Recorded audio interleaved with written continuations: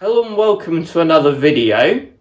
In today's video we're going to be tackling the differential on our 1962 Bolens Ride-a-matic. Now we have two possible limitations today, parts and time, so hopefully we can get all the way up to our parts limitation and we'll just see how far through this we can get.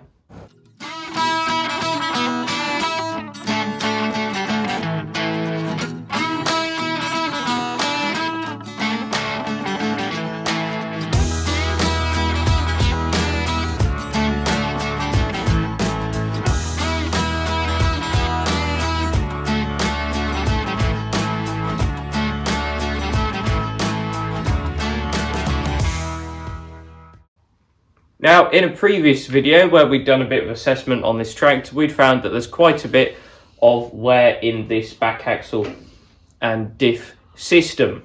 And we have some parts for this.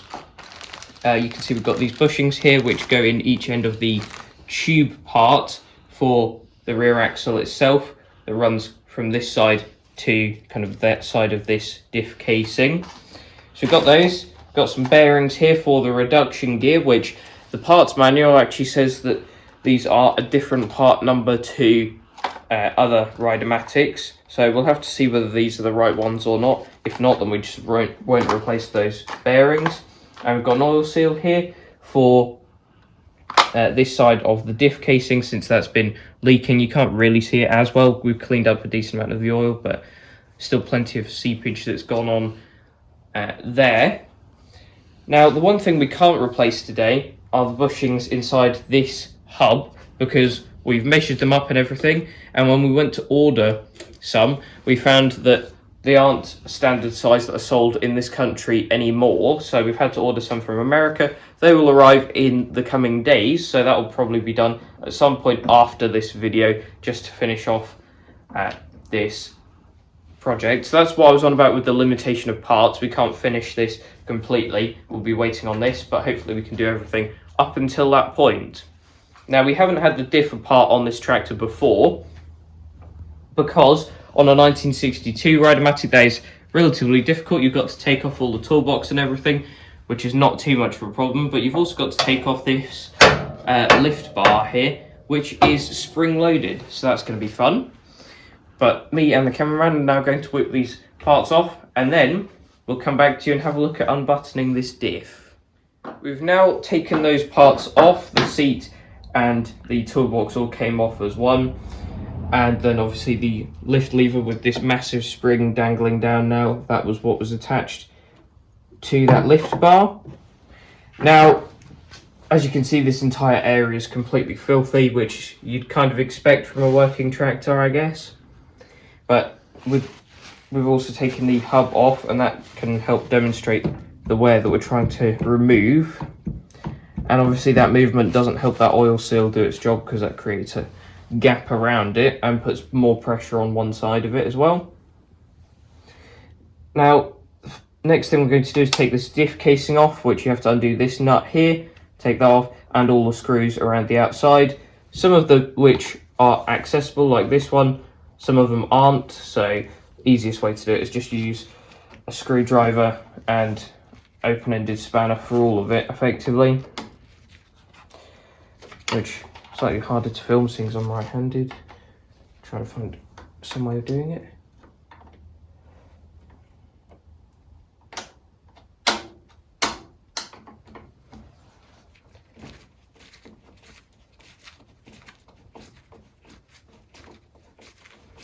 There we are, so we'll just go around these and come back to you in a minute when we're hopefully able to take this diff casing off. We've now taken off all of those screws and had a bit of a clean up of the whole general area. So the last thing to come off is this nut here. And as you can see by the amount of paint that's splintered off this, clearly this was painted together. So not sure how much that's going to impact the seal around the diff casing, we'll have to see.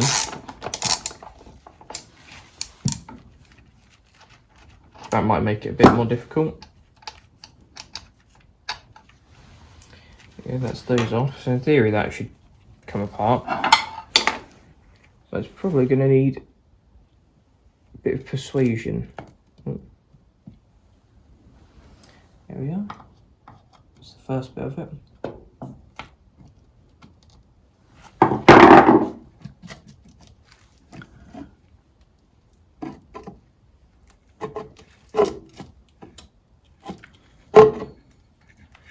I'm aware that this copper gear is kind of moving with it. I prefer it not to. There we are.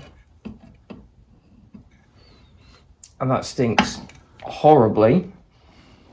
I doubt that's been changed in this tractor's entire lifetime by the looks of it. Yeah, absolutely disgusting. So we'll probably have a bit of a clean up and then come back to you. It's all dripping out. We've just scraped the worst of the stuff off of there now, but to clean everything up better, we're going to have to take everything off. And besides a few bits of grease up there that we put in from a maintenance perspective, not sure what the rest of this is, whether it's just 60-year-old melted grease or what it is, but don't know. We're now going to take everything out. We would usually have a sheet of towel on the table here and just lay the pieces out like this, but we're actually going to lay the stuff out on the other table this time because we don't have much space on here. So I'll just start with this gear here.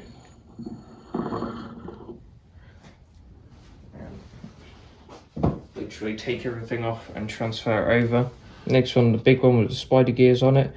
Everything looks in all right shape in here, which is good. However, I do see a shard of, I just said that as I see that shard of metal sitting on the gear. So we'll have to have a bit of investigation as to what that might have come off.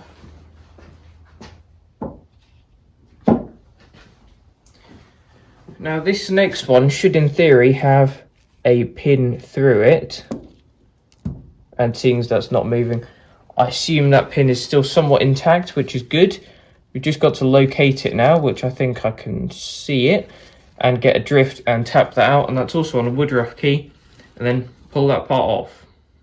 Now this other bronze gear part, quite the fight getting off the wood rough key, and then on this part of the shaft, so it's still going to put up a bit of a fight here by the looks of it.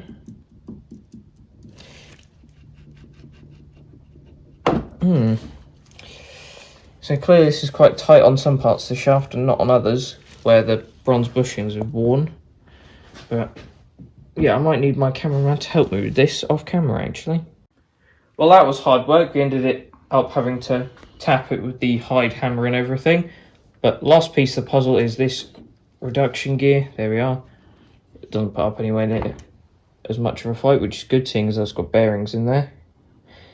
So now what we'll do is we will have a look to see if we've got the right bearings for this first off, and also have a massive cleanup of this whole area and of all of the parts we've taken off, and I'll make sure we don't lose that washer that was behind the reduction gear.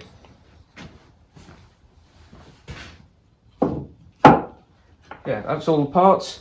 Going to put them through the parts washer and give the diff casing a clean up as well. A while later now, and we've done plenty of cleaning up, as you can see, both on here and on all of the parts over my shoulder here.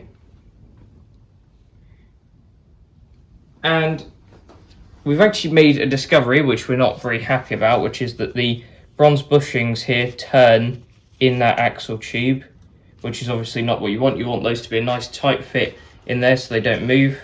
I'm hoping that's just the worn bushing rather than the tube being worn, otherwise we could have some issues putting our new ones in. However, what we're going to do now is pull the axle out, then we can clean this up and replace those bushings and also clean up in this axle tube. Now sometimes you have to actually tap these out to get them out because of certain higher spots. However, with how worn these bushings are, I'd imagine this is just going to pull all the way out, to be honest.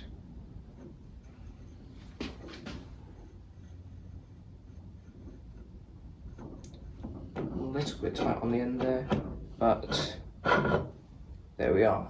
And where am I going with this? Got some more cleaning up to do.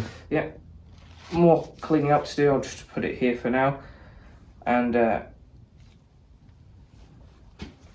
bushing's tight in there, so that's good. However, I'm sure if I come around here, no need to knock that bushing out, it just came out. So that's one bit of that done. We'll probably knock the other one out as well and then clean up in that tube and on the axle.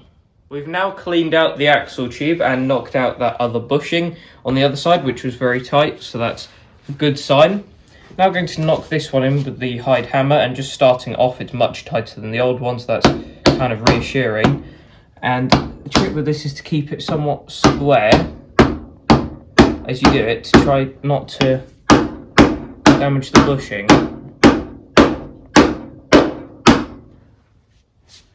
Which I must admit is even harder than I thought at the moment.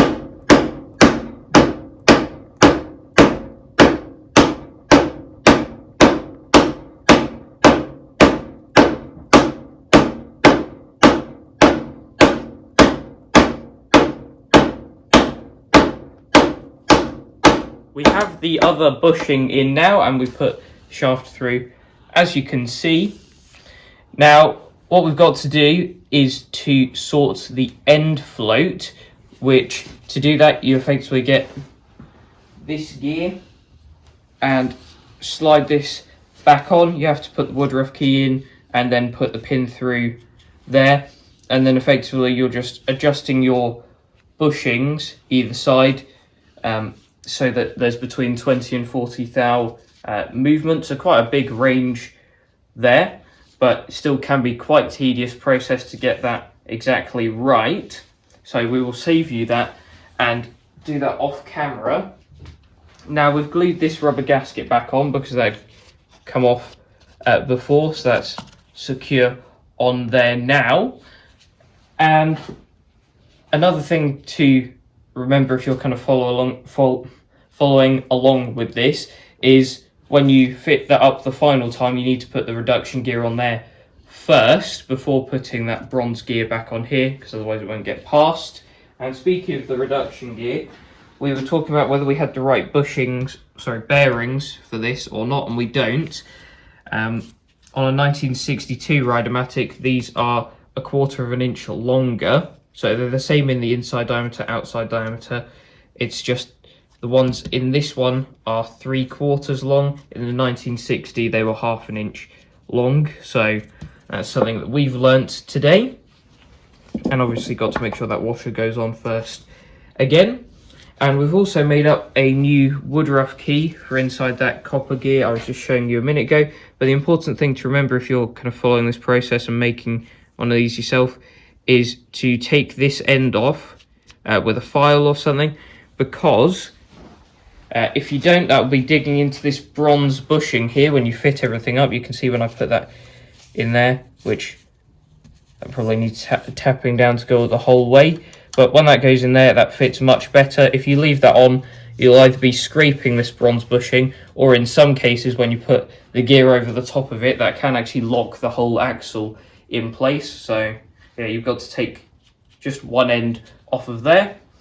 But as I said before, we will do the end float adjustment now, and we'll come back to you once we've done that.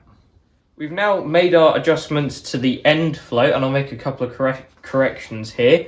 Now, before I said it would be, or it needed to be between 20 and 40 thou. It's actually 10 and 40 thou that it needs to be between, so an even larger gap, and we have 25, which is exactly in the middle of that range, so that is all good. And the other thing that I missed talking about before was that we have checked the needle bearings in this reduction gear, and they turn nicely, so despite them being 60 years old, we're not too unhappy to put it back together with those still in there. They're in decent condition, so we're happy with that. But now it's time to start greasing this up as we put the other parts back in, which we've weighed out 1 pound of grease here, and we didn't use our kitchen scales just in case anyone's watching this, because we got told off for doing that last time on the 1960 Rideamatic project. But I'm just going to effectively scoop some out of here and just start covering these gears in it effectively.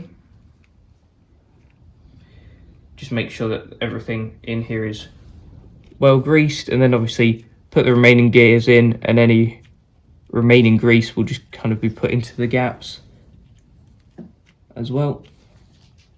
There's plenty to be used up, so I can be pretty trigger happy with applying this.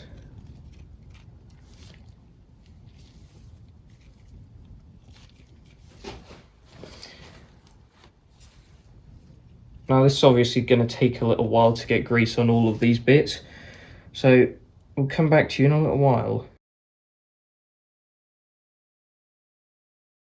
As you can see, literally every part you can think of has been greased, whether it needs it or not, and that is our £1 pretty much slapped on there.